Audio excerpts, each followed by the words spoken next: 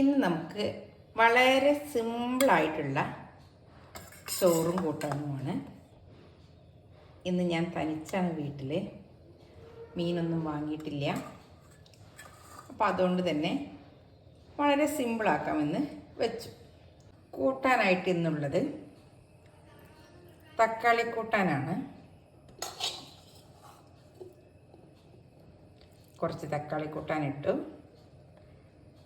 ഇനി നമുക്ക് കാബേജ് ഉപ്പേരിയാണ് ഇന്ന് ഞാൻ ഉണ്ടാക്കിയിട്ടുള്ളത്. അത് കുറച്ചധികം നമുക്ക് വിളമ്പിയെടുക്കാം. അങ്ങനെ കാബേജ് ഉപ്പേരിയും റെഡിയായി. ഇനിയുള്ളത് ഒരൽപ്പം കണ്ണിമാങ്ങ അച്ചാറും കൂടെ എടുത്തിട്ടുണ്ട്. ഇനി കുറച്ച് കൊണ്ടാട്ടം, കയ്പ കൊണ്ടാട്ടം എടുക്കാം. കൊണ്ടാട്ടം എനിക്ക് ചെറുപ്പം മുതലേ വളരെ ഇഷ്ടപ്പെട്ടൊരു വിഭവമാണ്. അതുണ്ടെങ്കിൽ ചോറിന് വേറെ ഒരു വിഭവം എനിക്ക് വേണമെന്നേ നിർബന്ധം ഇല്ല. അപ്പോൾ അതായി. ഇനി നമുക്കൊരു മുട്ട പൊരിച്ചെടുക്കാം. ഒരു മുട്ട കൂടി പൊരിച്ചെടുത്തിട്ടുണ്ട്.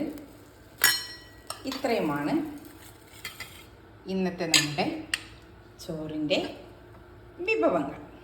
അപ്പോൾ നമുക്ക് ചോറുണ്ടാലോ?